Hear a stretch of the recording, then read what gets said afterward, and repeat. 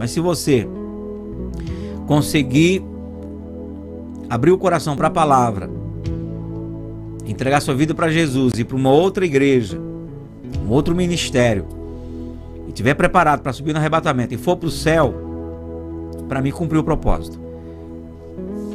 Então, o propósito maior aqui é pregar o evangelho para que almas sejam salvas. Às vezes dá uma certa revolta no nosso coração, porque estamos vivendo um tempo assim onde é muito claro, são muito claros os sinais de que Jesus está voltando, de que estamos vivendo os últimos tempos, e pessoas ainda decidem endurecer o coração para a fé. É revoltante. É revoltante porque é muito na cara, é muito assim, a situação do bem e o mal, a situação de trevas e luz, a situação do tempo que estamos vivendo, discernir o tempo, é muito simples. Agora, por outro lado, nós como pastores, a gente precisa estar sempre lembrando que as pessoas não são cegas porque querem, mas porque são vítimas de um sistema mundano, vítimas de uma ação do diabo, como diz 2 Coríntios 4,4, que o Deus deste século, se referindo a Satanás, cegou o entendimento dos incrédulos para que lhes não resplandeça a glória do Evangelho de Cristo. Então, a gente precisa estar lembrando disso sempre, porque as pessoas, elas dão as costas para Deus e para a fé, assim, ó, na cara. Elas estão vendo, mas não estão vendo. Elas concordam que estamos vivendo tempos difíceis, mas elas não deixam a neblina cair dos olhos. A gente sabe que é um trabalho do Espírito Santo, que só ele pode convencer. Mas o nosso trabalho aqui é um trabalho de formiguinha mesmo. Ali, né, dia após dia, plantando a semente, plantando a palavra, crendo que Deus vai trazer para ouvir e para ter acesso ao que estamos falando, pessoas a quem Ele está dando a chance, a quem Ele está querendo dar uma oportunidade para se salvar. Então a gente ora aqui por cura, por milagre, por libertação, por portas abertas, e tudo isso é importante porque Deus quer que a gente viva bem aqui na terra. Mas o foco maior aqui é preparar você para se despertar para o céu, se converter ao Evangelho, fazer de Jesus seu Senhor e Salvador e garantir tua salvação. Esse é o nosso foco maior, por isso que a gente investe mais tempo pregando a palavra, pregando a Bíblia, lendo a Bíblia e pregando, a fim de que você possa, tendo acesso à palavra, corresponder a Jesus por fé. Amém? Aleluia? Então vamos lá. Eu declaro a todos que pediram oração aqui depois que a gente estava orando, que a oração que fizemos alcança a vida das pessoas que colocaram aqui, pessoas com câncer. Declaramos a cura em nome do Senhor Jesus. Recebe a tua vitória, recebe o teu milagre, e recebe o milagre pelos teus vizinhos, recebe o milagre pela tua família. Em nome do Senhor Jesus. Aleluias. E que essa pandemia do cão vá-se embora logo, em nome do Senhor Jesus, para as coisas voltarem normais e a gente então seguir o barco para frente. Glória a Deus. Aleluia. Bom, nós temos avançado aqui na carta de Gálatas, né? Nós temos avançado aqui na carta de Gálatas, e ontem particularmente foi muito forte, porque eu sinto, percebo Deus chamando pessoas para a fé. Percebo Deus, sabe, apelando para as pessoas virem para Ele, para a fé. E eu fico muito feliz. Às vezes a gente fala coisas fortes, né, que termina algumas pessoas de repente não entendendo, mas quando a gente apela para você, quando a gente chama você para mais perto, para um arrependimento maior, mais profundo, o propósito aqui é abençoar. O propósito é dar a você a oportunidade para se aproximar do Senhor. Então, aqui na leitura de Gálatas, temos sentido o Senhor apelando para o nosso coração para uma intimidade maior com o Senhor Jesus. Porque não adianta nada a gente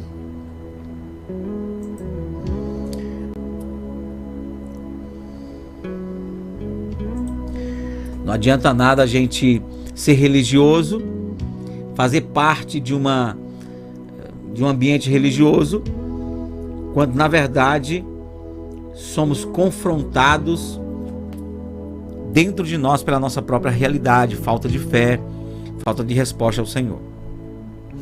Aqui, quando chegamos no texto das obras da carne, o apóstolo Paulo dá ênfase em algumas coisas que são importantes, e eu quero dizer para você que a vida com Deus, a vida no Espírito, a vida de fé, exige de nós uma atitude mais por fé do que por emoção. Preguei domingo sobre controlando as emoções. Por quê? Porque dependendo das emoções que você vai estar sentindo, a sua fé pode ser bloqueada. Você pode, pela fé, entender, saber que precisa de uma mudança, que precisa tomar certa atitude, mas não é o que você está sentindo. E você se encontra refém mais do que o que sente, do que está sentindo, do que da fé, que é uma convicção. Então, quando a Bíblia fala sobre as obras da carne que precisam ser tiradas de cena, precisam ser deixadas de ser alimentadas para que a gente viva no Espírito, Paulo fala essa lista, eu vou só mencionar novamente aqui, que é prostituição, impureza, lascívia, idolatria, feitiçaria, inimizades, porfias, emulações, iras, pelejas, dissensões, heresias, inveja, homicídio, bebedice, gluttonarias. Essas coisas, quando elas são alimentadas, elas sufocam a mensagem da fé. Elas sufocam o nosso espírito e terminam fazendo com que a gente não consiga raciocinar pela fé, e sim por aquilo que estamos sentindo. Então, lá no fundo você sabe assim, ó, você até imagina, Deus pode fazer, eu poderia tomar essa atitude, certo seria fazer isso, mas o que eu estou sentindo é o que eu vou fazer. E esse é o problema, porque as emoções elas vão abafar a voz da fé. E aí eu quero dizer para você que tem coisas que a gente precisa mudar e que Deus não precisa vir falar conosco. Tem coisas que a gente precisa tomar atitude de mudar simplesmente por saber que é o certo. Então às vezes a gente procrastina certas coisas porque a gente fica esperando, se Deus tocar no meu coração, se Deus tocar no meu coração, se Deus tocar no meu coração, se Deus tocar eu vou entender o que Ele quer que eu faça. E quando você já sabe o que tem que fazer, entendeu? Você não pode esperar depender de um toque de Deus quando você de repente está dando passos em rumo a um abismo. Você não pode ficar, não, se Deus tocar no meu coração eu mudo de rumo, se Ele não tocar eu vou cair no abismo. Você não pode, você sabe que vai cair no abismo, vai se esborrachar lá embaixo, vai morrer, vai se destruir. Então tem coisas que Deus não precisa tocar, tem coisas que Deus não precisa falar de novo. Tem gente que diz assim, olha, eu fui na igreja, Deus falou comigo através da palavra. Daí passou um tempo, não obedeci, foi em outro lugar e Deus usou um profeta. Aí eu fui em outro lugar e Deus usou um jumento.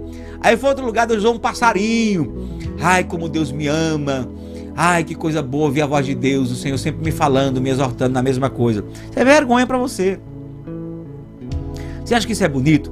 Deus ter que falar mais de uma vez, 3 vezes. Só mostra o quanto você é rebelde.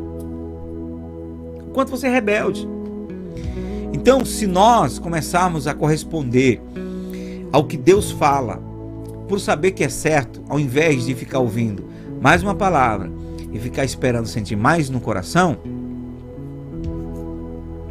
Se a gente começar a corresponder com Deus, não é? Na hora certa, por saber que aquilo é o que Deus quer, coisas serão antecipadas na nossa vida, coisas serão arrumadas na nossa vida, coisas serão evitadas na nossa vida, né? Mas nós temos essa tendência de mudar, tomar certas atitudes somente quando a gente está de cabeça para baixo, pendurado com os ratos comendo a boca, né? Então, não precisemos passar por um acidente, que não precisemos ter perdas para se despertar, para nos despertarmos para aquilo que Deus quer na nossa vida, que possamos ser obedientes com facilidades, em nome do Senhor Jesus, ok? Bom, além dessa lista que Paulo deu aqui, que são as obras da carne, quero mencionar algumas outras coisas que a Bíblia fala, que também são obras da carne, né? Que também são obras da carne. Exemplo, 1 Coríntios capítulo 6, versículo 9 e 10. Não sabeis que os injustos não hão de herdar o reino de Deus? A injustiça, não é? A injustiça, ser injusto, enfim, todo mundo sabe o que é uma prática de injustiça. Todo mundo sabe. Quando você faz um negócio com alguém e você é injusto naquela negociação, o seu produto vale um valor X e você põe 5, 6, 7, 10 vezes mais. Troca um objeto com outra pessoa e o seu está quebrado e você não diz que está quebrado, e a pessoa entrega um objeto bom para você e ela é enganada e você injustamente manipula. Tirar do fraco para dar ao forte, enfim, as injustiças, os injustos não herdarão o reino de Deus. E a gente sabe no fundo das coisas injustas que a gente volta e meia é tentado a fazer. Os injustos não herdarão o reino de Deus. Não erreis, não erreis. Agora ele vai dar uma outra lista aqui no versículo 10, 1 Coríntios 6, 10. Não erreis, nem os devassos, nem os idólatras, nem os adúlteros, nem os efeminados, nem os sodomitas, nem os ladrões, nem os avarentos, nem os bêbados, nem os maldizentes, nem os roubadores herdarão o reino de Deus. Mais uma lista aqui. Mais uma lista. Pastor, tem uma palavra aí chamada sodomita. O que é sodomita? Sodomita vem, essa palavra vem da origem de Sodoma, né? Os sodomitas, eles ganham esse nome pela origem de Sodoma. Qual era a prática dos homens de Sodoma? Ter relação uns com os outros, relação sexual anal, né? Então, quem pratica sexo anal é um sodomita. A Bíblia diz que não herdará o reino de Deus. Então, Jesus fortalece aqui também a lista em Marcos capítulo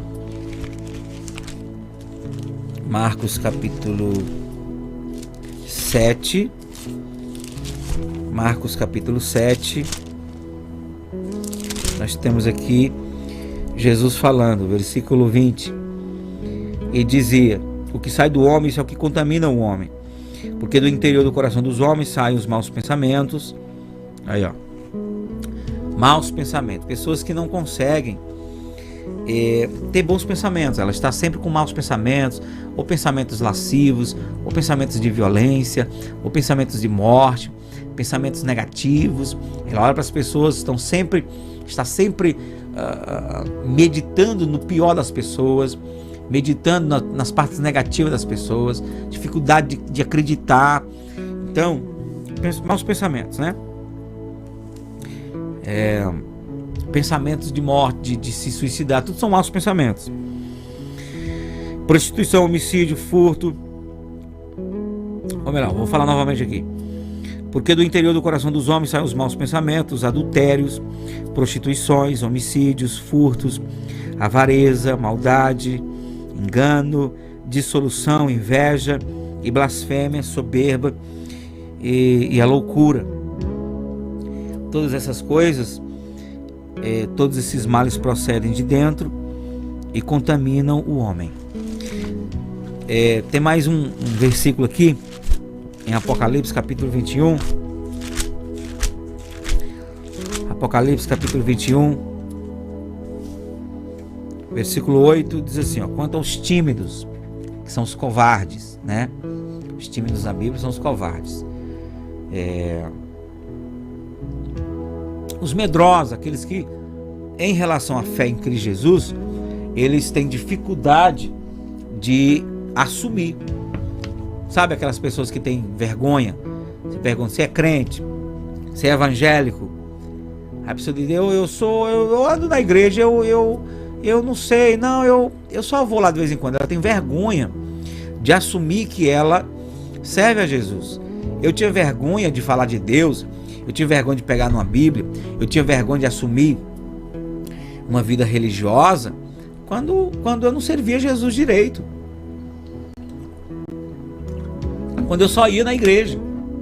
Mas a partir do momento que eu entreguei minha vida a Jesus, a partir do momento que eu experimentei a fé, o novo nascimento, que a paixão, o amor por Jesus entrou no meu coração, um dos meus prazeres passou a ser andar com a Bíblia na mão.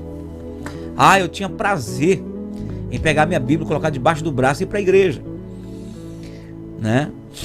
E isso não era hipocrisia, não era tentar se esconder atrás de uma Bíblia, era um prazer. O prazer que antes eu tinha numa guitarra, de sair com a guitarra no ombro para ir tocar em algum lugar, eu passei a ter pegando a Bíblia. Então eu achava o máximo pegar a Bíblia, sair de casa em casa, evangelizando, pregando, porque eu queria que as pessoas soubessem que a minha vida pertencia a Deus. Eu queria que as pessoas soubessem que Jesus era importante para a minha vida e que eu não tinha vergonha de assumir minha fé. E quando as pessoas passavam a perguntar, você é crente? Então, com muito prazer eu dizia, graças a Deus. Graças a Deus, só misericórdia mesmo do Senhor, porque tantas pessoas melhores do que eu, da minha própria família, do meu ciclo de amizade, quantas pessoas eram mais bem intencionadas do que eu. E o Senhor chama um caburé como eu. Então, como gesto de gratidão, eu não sei fazer outra coisa senão expressar esse amor. Então, quando você vê alguém que tem vergonha de falar, ou se converte e não quer assumir que vai se batizar porque a família critica, essa pessoa corre um sério risco de não entrar no reino dos céus. Por quê, pastor?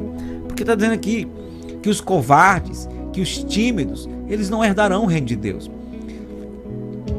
Jesus falou, aquele que se envergonha de mim, eu também me envergonharei dele. E quem não assume a fé em Cristo Jesus publicamente, é vergonha do Senhor Jesus.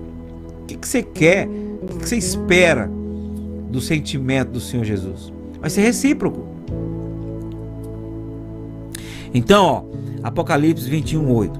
Mas quanto aos tímidos, e aos incrédulos, e aos abomináveis, e aos homicidas, e aos fornicadores, e aos feiticeiros, e aos idólatras, e a todos os mentirosos, a sua parte será no lago que arde com fogo e enxofre, o que é a segunda morte.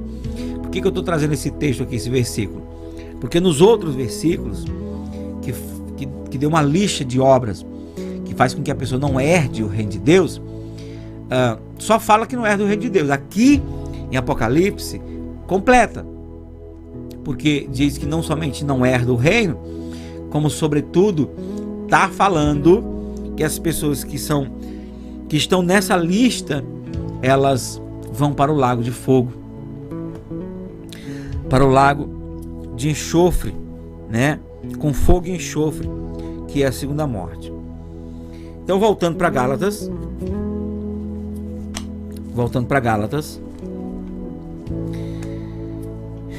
eu citei algumas listas aqui, né? Eu acho que, antes de voltar aqui para Gálatas, ainda vou ler outro texto aqui em Romanos capítulo 1. Romanos capítulo 1 vai falar da natureza do ser humano, vai falar da natureza de algumas pessoas que decidiram viver no pecado, né?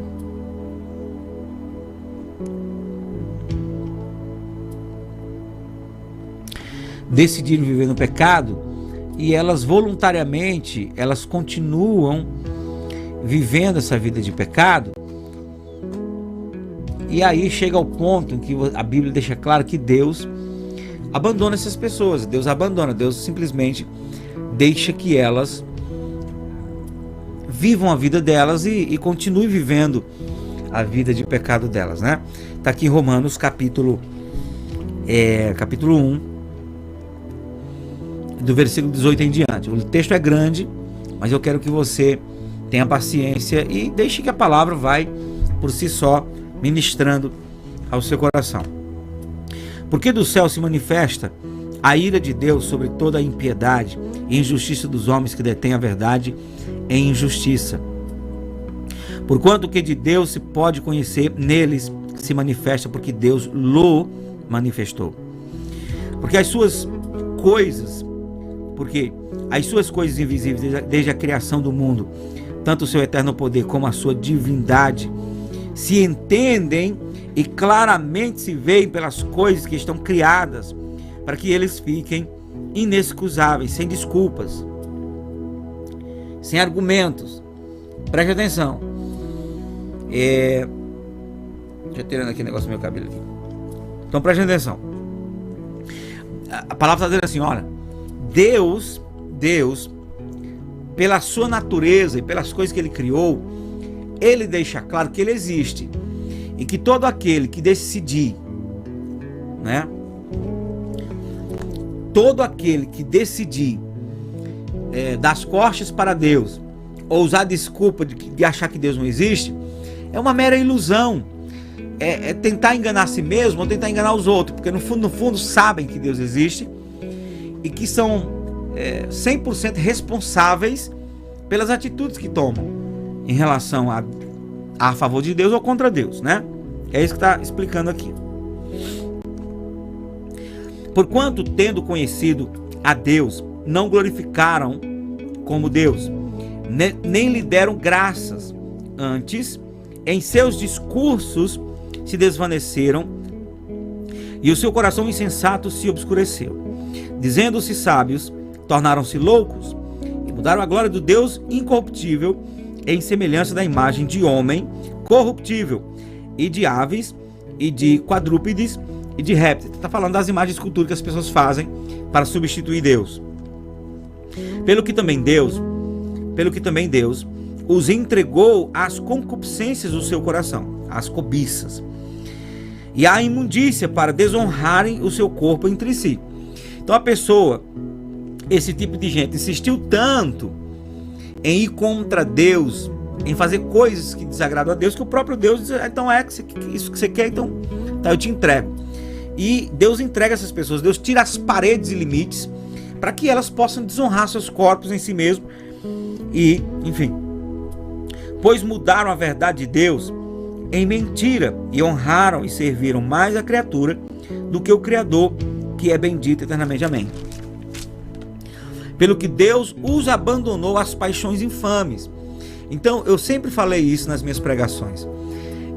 Quando você, de alguma maneira, está sofrendo alguma tentação, e está sofrendo mesmo, está se sentindo mal, consciência pesada, está dando um calafrio, você não está conseguindo nem se alegrar direito, porque o teu semblante cai, porque você está se sentindo em culpa, em pecado, e você está se incomodando com isso, glorifica a Deus, significa que o Senhor ainda está com a mão dele pesando para que você sinta necessidade de se arrepender. Então, você ainda está bem, corra, se arrependa e se resolva. Agora, se preocupe se você fizer como diz o Salomão em relação à mulher adúltera, a mulher prostituta. Salomão diz que a mulher adúltera, ela faz o ato pecaminoso, ela adultera, ela peca contra o marido, passa a mão na boca e diz, purificada estou. Não tem consciência do erro, não tem consciência da sujeira dela. Então tem gente que é assim, peca, não sente nada, não tem remorso, não se sente cobrado. Aí, ao invés de se preocupar elas fazem achar, não, acho que Deus aprova, porque eu não estou sentindo mal, Deus não está tocando meu coração, e deixa que Deus fez foi tirar a mão, deixa que Deus fez foi abandonar. Se preocupe se você começar a pecar e não sentir nem remorso, não se sentir convencido do seu pecado, né?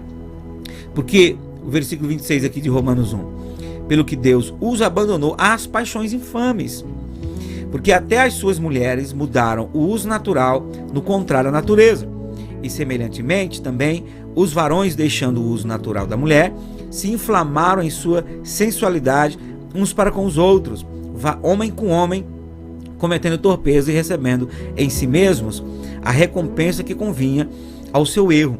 Então, pessoas que insistiram tanto em querer pecar, em continuar no pecado, que agora elas fazem atos sexuais com sexo igual e elas não sentem mais remorso. Deus entregou elas para essa maldição, porque é uma maldição. E como eles se não importaram de ter conhecimento de Deus, olha só, eles, não, Deus não existe. Ah, não, eles conhecem Deus. No fundo, eles sabem que está errado e que Deus existe. E que eles não haverá desculpa para eles. São conscientes do que fazem. E como eles se não importaram de ter conhecimento de Deus, assim Deus os entregou a um sentimento perverso para fazerem coisas que não convêm. Estando cheios de toda iniquidade, prostituição, malícia, avareza, maldade, cheios de inveja, homicídio, contenda, engano, malignidade, sendo murmuradores, detratores, aborrecedores de Deus. O que esse pessoal que cai nessa depravação costumam fazer? Eles são depravados, eles são detratores, eles são aborrecedores de Deus, eles chamam Deus de gay, diz que Jesus é travesti, e aí eles fazem atos rituais, blasfemos contra a imagem de Deus, porque eles são depravados, eles são conscientes, mas eles foram entregues, eles insistiram tanto no erro, que Deus diz, é isso que vocês querem, então eu não tenho como impedir você, porque Deus deu o livre-arbítrio para o homem, né? Sendo murmuradores, detratores, aborrecedores de Deus, injuriadores, soberbos, presunçosos, inventores de males, desobedientes ao pai e mãe, nécios, infiéis nos contratos, sem afeição natural. Sem afeição natural. O que tem uma afeição natural? Você se afeiçoar àquilo que desde a criação do mundo, desde o começo, é natural. Sem afeição natural. Então a pessoa diz assim, eu não tenho vontade de ser natural. Eu não tenho vontade de me relacionar com uma pessoa do sexo oposto. Eu não tenho vontade de fazer o bem. Eu não tenho vontade de ajudar os outros. Eu não tenho vontade de ser sério, de ser honesto, de falar a verdade. Então ele é sem afeição natural. Ele tem, na verdade, tendência para aquilo que não é natural, para aquilo que é abominável, para aquilo que é anomalia espiritual, moral, enfim. Nécios, infiéis nos contratos, sem afeição natural, irreconciliáveis. É o tipo de gente que você vai lá, conversa com ela, ela é irreconciliável, ela é irredutível, ela bate o pé e diz, eu vou viver assim mesmo e acabou essa história. Então esse tipo de gente já está escrito na Bíblia, está na Bíblia esse tipo de gente. Irreconciliável, sem misericórdia, aos quais, conhecendo a justiça de Deus, que são dignos de morte os que tais coisas praticam, não somente as fazem, mas também consentem aos que as fazem. Então está aqui, os que praticam são dignos de morte. Que morte é essa? Morte do lago de fogo, o inferno, não é? E não somente quem faz, mas aqueles que de repente nem faz, mas está lá apoiando. A Bíblia diz que de igual modo sofre o dano. Então você vai ver na Bíblia Sagrada esses textos que, bom, aqui tem também 2 Tessalonicenses. Citei bastante esse texto aqui quando a gente estava falando de escatologia. Ó, vai falar do homem da iniquidade. 2 Tessalonicenses capítulo 2. Ora, irmãos, rogamos-vos pela vinda de nosso Senhor Jesus Cristo e pela nossa reunião com Ele, que não vos movais facilmente do vosso entendimento, nem vos perturbeis, quer por espírito, quer por palavra, quer por epístola, como é como de nós, como se o dia de Cristo estivesse já perto. Ninguém de maneira alguma vos engane, porque não será assim, sem que antes venha a apostasia e se manifeste o homem do pecado, o filho da perdição, o qual se opõe e se levanta contra tudo que se chama Deus ou se adora, de sorte que se assentará como Deus no templo de Deus e querendo parecer Deus. Quer dizer, o espírito que hoje está atuando nessa turma que acabei de ler essa lista, é o espírito do anticristo, né? Que vai ser realmente um espírito de rebelião contra Deus. Não vos lembrais de que estas coisas vos dizia quando ainda estava convosco?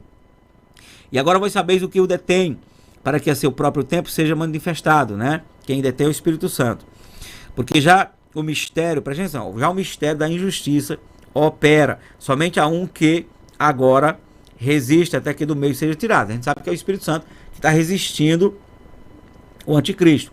Que quando o Espírito Santo for retirado, subir com a sua igreja, o anticristo vai se manifestar. E então será revelado o iníquo, a quem o Senhor desfará pelo sopro da sua boca e aniquilará pelo esplendor da sua vinda. A esse cuja vinda é segundo a eficácia de Satanás, com todo o poder e sinais e prodígios de mentira, e com todo o engano de injustiça para os que perecem, porque não receberam o amor da verdade para se salvar. Então,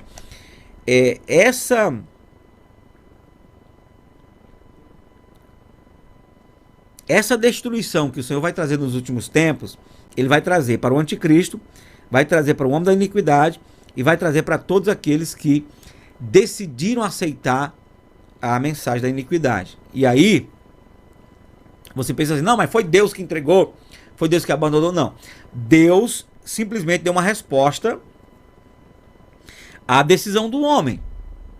Então está dizendo aqui, ó, com todo o engano da injustiça para os que perecem, porque não receberam o amor da verdade. Então, por que vão perecer? Porque não receberam o amor da verdade. Evangelho de João, capítulo 3,16. Porque Deus amou o mundo de tal maneira que deu seu Filho unigênito, para que todo aquele que nele crê não pereça, mas tenha vida eterna. Então, aquele que crê em Jesus não perece. Quem é que vai perecer? Aquele que não crê. Porque o Filho do Homem não veio para condenar o mundo, mas para salvar o mundo. Aquele que nele crê não é condenado. Aquele que não crê já está condenado. Então, os que rejeitam o amor da verdade,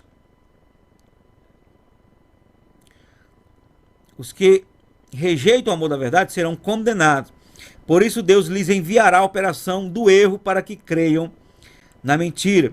Porque para que sejam julgados todos os que não creram na verdade, antes tiveram prazer na iniquidade. Então, as pessoas que hoje elas compõem essa lista da obra da carne, a gente sabe que é uma tentação do diabo, a gente sabe que muitas delas desenvolvem certas inclinações por causa do estilo de vida, do ambiente que foram gerados e foram criados, tudo isso acontece. Mas todos têm a oportunidade de decidir pelo certo e pelo errado. Você vai encontrar pessoas que vão dizer assim, eu sou assim porque a minha infância foi desse jeito. Eu sou assim porque eu não tive oportunidade. Aí tudo bem, a gente entende que essas coisas elas trazem consequências mesmo.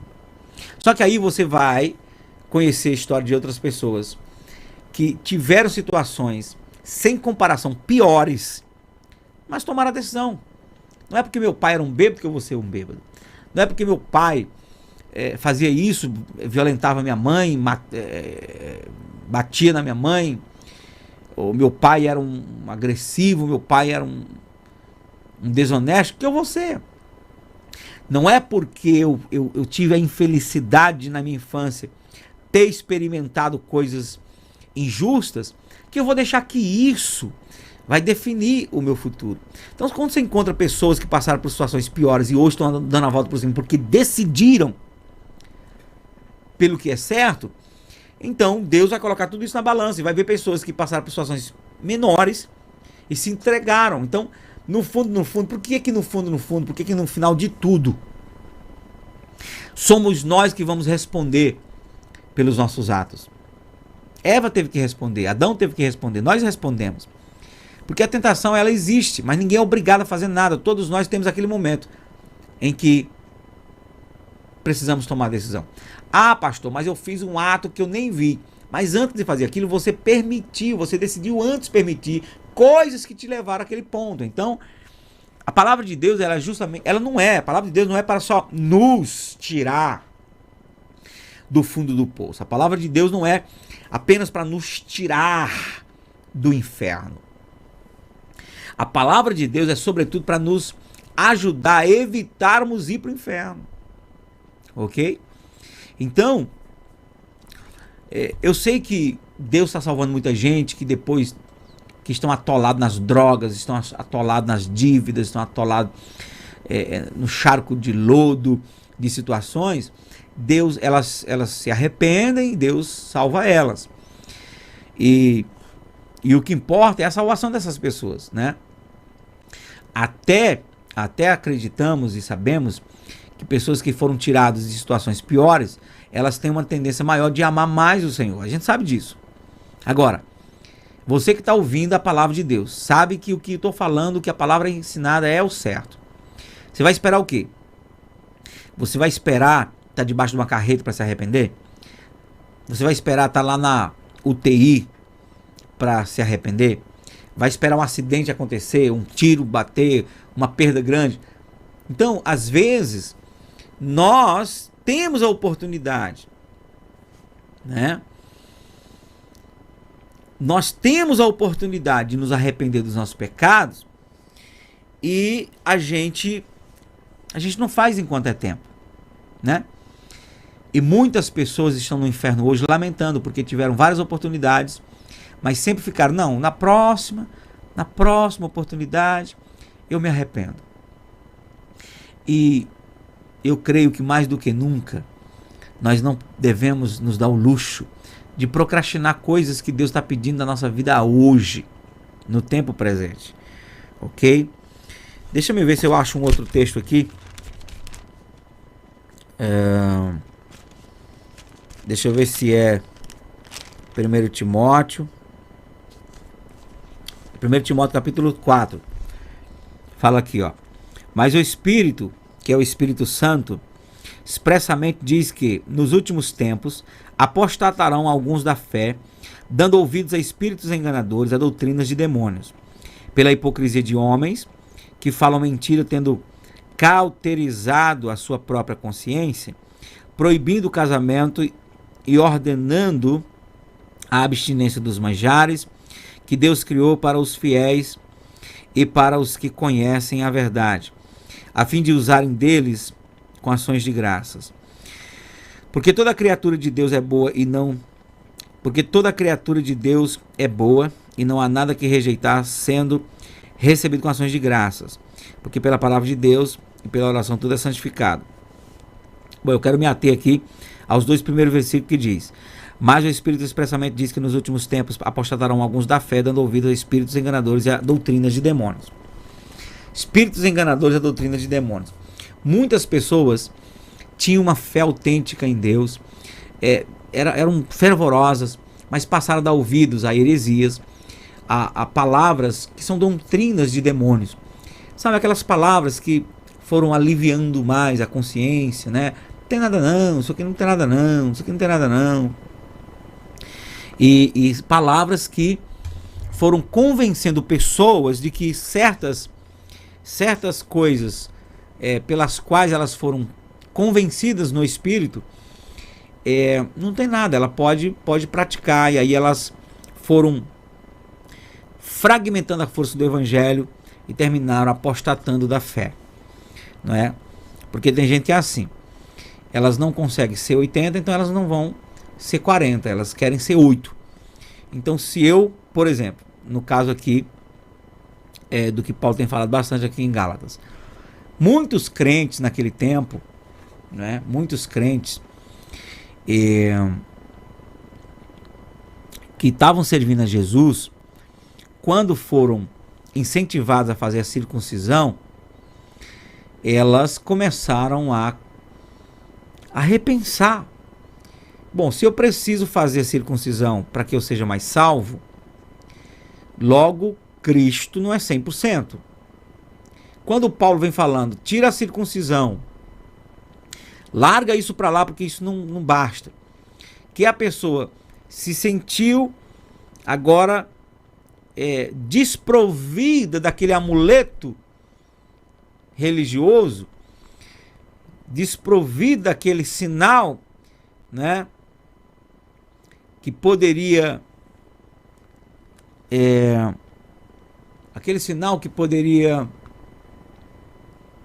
facilitar a sua vida com Deus. Daí ela diz, não, já que eu tô sem isso,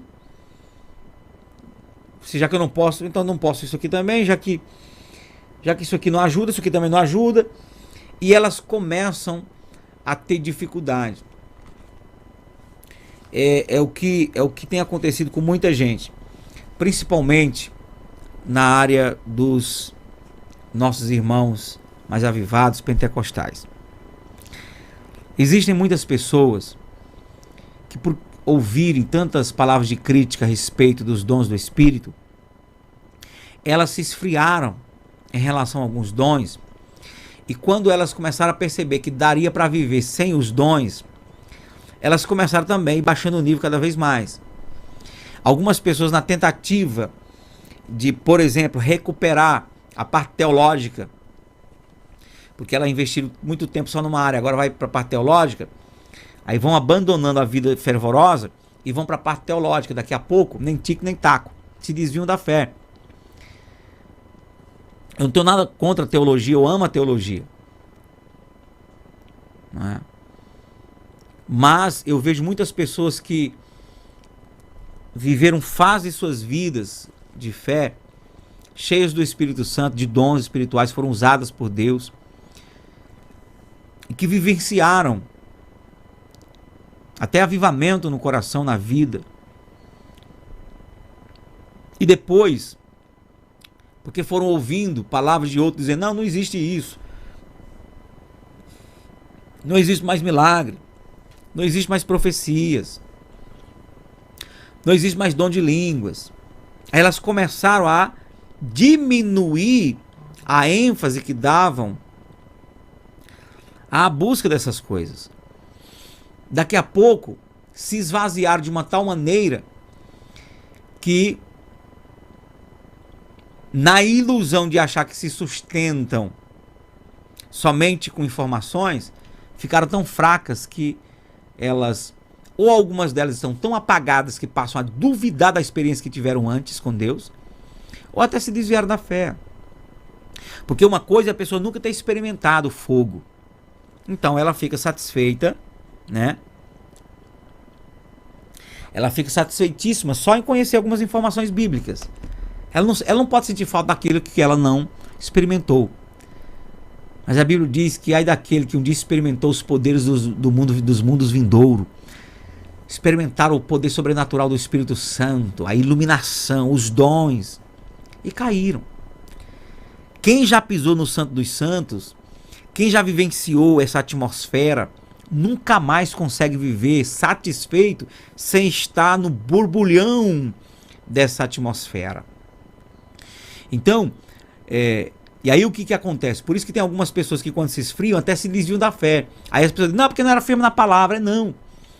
É que ela viveu uma realidade tão poderosa em Deus, que quando ela se esfriou daquilo e se encontra agora no ambiente da fé, somente com informações bíblicas, ela entra num parafuso, porque ela não vê diferença entre ela, mesmo com toda a informação bíblica. Ela não vê diferença entre ela e o mundano. Então o crente pentecostal, o crente que experimentou fogo, o crente que experimentou os dons, o poder, a glória, a unção, sabe? Ele só consegue viver feliz se ele estiver vivendo essa intensidade. Porque quando você está realmente nessa intensidade, você vive como se estivesse no céu, vivendo o céu na terra. Daí quando você se esfria nisso, você se sente tão exposto ao pecado, tão exposto ao mundo, como as pessoas que não conhecem Deus. Algumas não entendem que tem que voltar para viver a intensidade, não tem perseverança para voltar, aí vão morrendo. E os que não assumem uma vida fria, né, até defendendo o sensacionismo, se desviam. Então, a igreja primitiva, preste atenção. Aí você vai dizer, não, pastor, mas isso aí é de cada um. Quem quiser viver frio, viva. Quem quiser viver quente, viva. Deus não está exigindo nada de ninguém. Tá, mas aí você vai para a igreja de Éfeso e você vai ver uma igreja que foi começada pelo apóstolo Paulo. Foi o apóstolo Paulo que começou a igreja de Éfeso. Uma igreja que foi pastoreada por Timóteo e pelo apóstolo João. Ok? Uma igreja fervorosa, uma igreja cheia do Espírito Santo. Porque começou quando Paulo orou por aqueles 12 discípulos de João. E a primeira coisa que aconteceu quando eles foram batizados nas águas, que Paulo estendeu as mãos sobre eles, é que eles falaram em língua e profetizaram. Então aquela era uma igreja extremamente pentecostal, a igreja de Éfeso, ok? Então,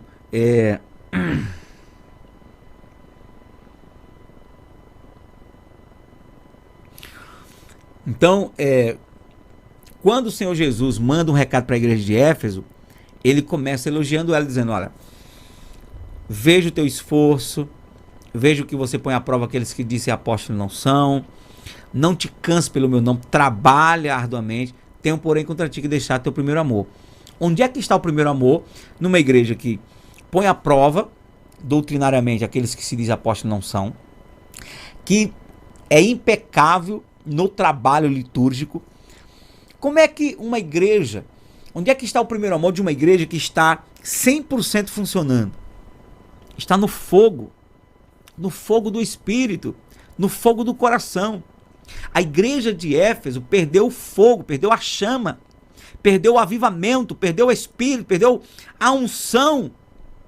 Então você diz assim, não, Deus não está cobrando de ninguém. Mas eu vejo na Bíblia ele indo para a igreja de Éfeso e chamando a igreja para voltar ao primeiro amor. Aí você diz, não, pastor, isso aí deveria ser outra coisa. Não, que outra coisa? Uma igreja fazia obra social. Uma igreja intensa, uma igreja doutrinariamente firme, forte, uma igreja criteriosa. Onde estava a falta de amor? Aí eles voltam às primeiras obras que praticavas.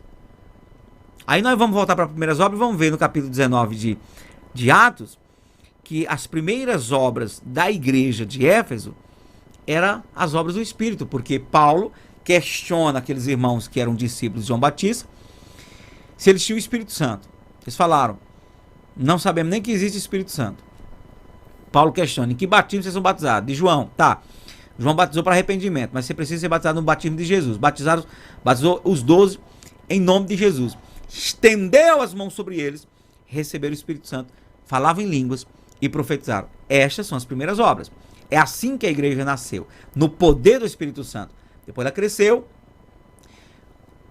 anos depois ela continuava sendo uma igreja firme e forte, mas essas primeiras obras, do começo dela, ela se esfriou. Então, estou dizendo tudo isso porque, fazendo esse rodeio todo, li a lista aqui de depravações da natureza pecaminosa, porque só existe uma maneira de você combater as obras da carne, e é pelo Espírito. Se nós não formos cheios do Espírito Santo, não buscarmos o Espírito Santo, não dermos ênfase ao sobrenatural de Deus, nós vamos viver uma vida religiosa, aparentemente uma vida boa diante de todo mundo, mas só Deus sabe o quanto estaremos cru. Essa nossa carne tem que ser torrada, queimada o tempo todo no fogo do Espírito. Então, Paulo, depois que ele fala das obras da carne, ele vai dizer, né, que não somente essa lista que foi falada aqui, mas coisas semelhantes a essas, acerca das quais vos declaro, como já vos disse, que os que cometem tais coisas não herdarão o reino de Deus. Aí ele vai dizer assim, mas eu tenho algo para apresentar para você. Eu tenho algo para mostrar para vocês, que vocês, uma vez colocando em prática, vocês vão vencer as obras da carne e vão ser vitoriosos. E isso eu vou falar já já, depois que tomar ali uma aguinha, buscar uma aguinha ali e desfrutar de 1 minuto e meio aqui de intervalo, tá bom? Aleluia, louvado seja Deus.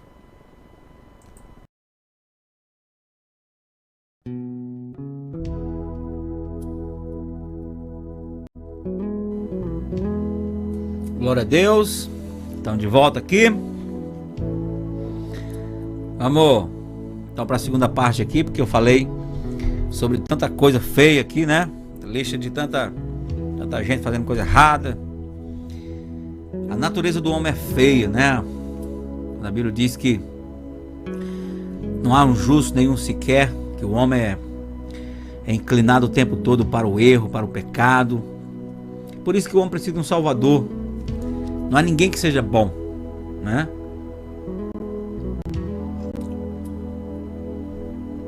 Nós mesmos não nos aguentamos sem a graça de Deus.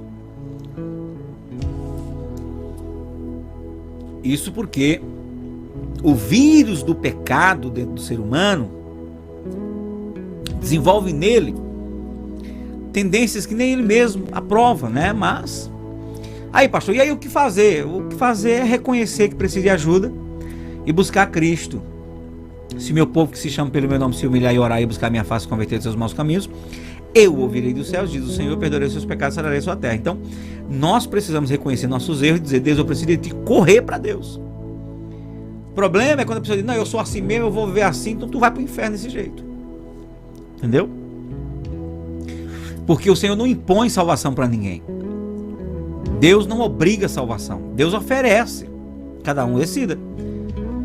Então, hoje o homem é quem decide. Ou ele que decide se vai ou para o céu ou para o inferno. Ele que decide.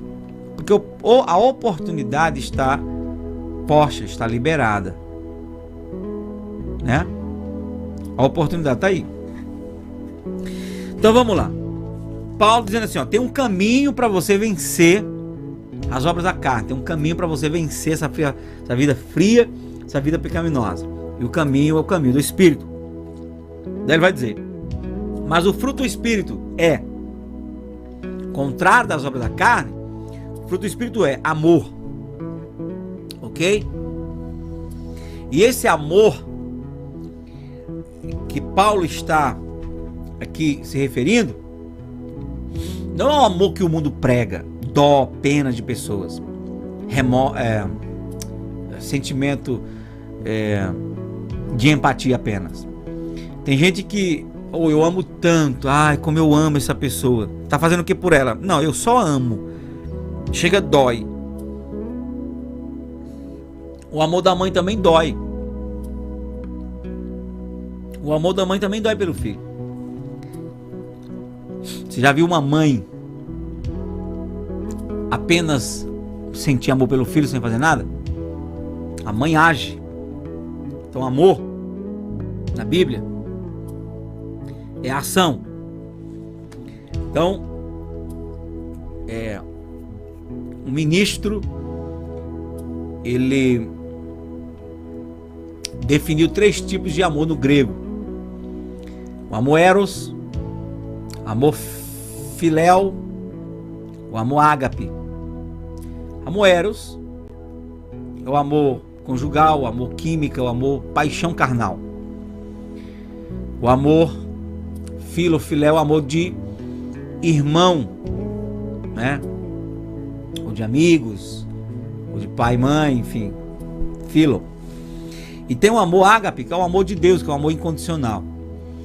Esse amor que é gerado pelo Espírito Santo, que é um fruto do Espírito, é o amor de Deus, é o amor ágape, é o amor que, uma vez vivendo ele, nos dá condição de amar sem ser amado. O amor que age mais altruisticamente do que o amor egoísta que a gente vê que o mundo pratica. Então, o amor que o mundo pratica, o mundo ama exigindo ser amado. Eu te amo até o ponto que você me ama. Você me ama porque você tem que me amar porque eu te amei. Esse é o amor do mundo. O amor de Deus é: te amo independente de ser correspondido nesse amor. Esse amor é um amor que precisa ter. Aliás, os 3 tipos de amor tem que ter dentro, por exemplo, do casamento. Amor eros, o marido e a mulher, eles devem sentir atração um pelo outro. Amor de amizade e de família. E o amor incondicional. E o que na verdade vai sustentar um casamento até o final é o amor ágape, o amor incondicional. Porque uma vez envolvidos no amor de Deus, nós, ainda que não 100%, podemos viver reflexos maravilhosos desse amor. Paulo vai descrever o estilo deste amor aqui em 1 Coríntios capítulo 13. Ele vai começar dizendo assim, ó: ainda que eu falasse a língua dos homens e dos anjos e não tivesse amor, seria como o metal que soa ou como o sino que tine. E ainda que tivesse o dom de profecia e conhecesse todos os mistérios e toda a ciência, e ainda que tivesse toda a fé, de maneira tal que transportasse os montes e não tivesse amor, nada seria. E ainda que distribuísse toda a minha fortuna para sustento dos pobres, e ainda que entregasse o meu corpo para ser queimado e não tivesse amor, nada disso me aproveitaria. Quer dizer, o amor é o prumo do equilíbrio, da boa intenção e da motivação correta. O amor é sofredor, é benigno, o amor não é invejoso, o amor não trata com leviandade, não se ensoberbece, não se porta com indecência, não busca seus interesses, não se irrita, não se suspeita mal, não folga com injustiça, não folga com a injustiça, mas folga com a verdade. Tudo sofre, tudo crê, tudo espera, tudo suporta. O amor nunca falha. Tremendo, né? Porque nós fomos chamados para amar. E quando você não tiver todas as respostas, quando você não tiver todas as habilidades, quando você não tiver toda a razão, ame. Ame, porque esse é o caminho de você falhar menos ou não falhar. Ok? Isso vem do Espírito. Porque o amor que é nutrido em nosso coração vai nos capacitar a vencer as obras da carne. É este amor que vai, por exemplo, nos ajudar a vencer o pecado da inimizade, porfia, competições, iras, peleias, dissensões, inveja, homicídio, entendeu? Se eu estou cheio do amor, eu não vou matar ninguém. Se eu estou cheio de amor, eu não vou viver em competições, cheio de iras, de peleias, dissensões, não é? Porfias, inimizades. Tem gente que o nome dela é inimizade. Tem gente que tem uma capacidade de agregar, que à primeira vista a pessoa atrai você, mas com a mesma capacidade que ela atrai, ela também expele. Tem gente que é uma simpatia em pessoa e que quando você vê a primeira vez, meu Deus, é um amor de pessoa. Uma semana depois você não aguenta perto dela, porque ela vive nutrindo inimizade, ela expele, ela fere, tem língua bifurcada, fala mal de todo mundo, ela manipula a amizade tem que ser do jeito dela, enfim. Então, é o tipo de gente que onde passa deixa o rastro de inimizades. E quando entra no ambiente, a pessoa que já teve experiência com ela diz assim, meu Deus, acabou a paz, para onde é que nós vamos agora? Fulano chegou. Então, só o amor verdadeiro de Deus vai nos capacitar a vencer essas coisas. Além do amor, a segunda característica é gozo, alegria. O fruto do Espírito é alegria, ok? Essa alegria, ela vai matar o veneno também da inimizade, da porfia, da ira, da peleja, da dissensão, da heresia, da inveja. Sabe, essa alegria que te faz se alegrar celebrar com o sucesso do outro. Que maravilha, não é? Aí a outra característica é paz.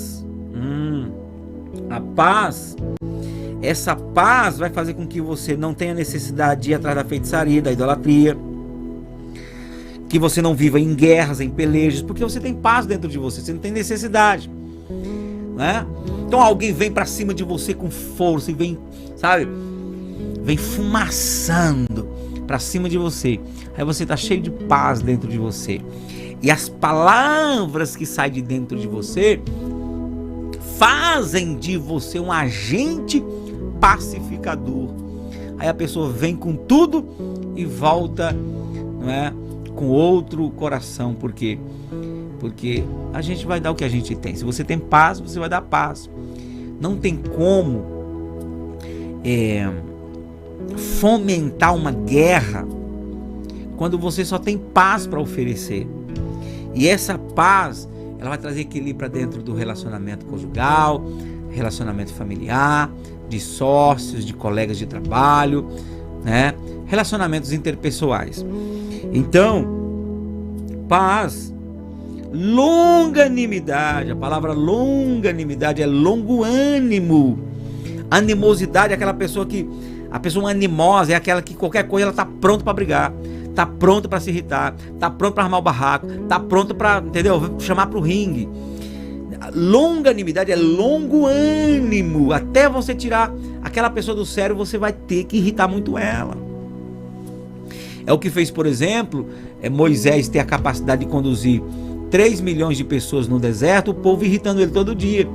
A Bíblia diz que ele era o homem mais manso, mais paciente, mais manso da terra. Ele tinha longo ânimo, né?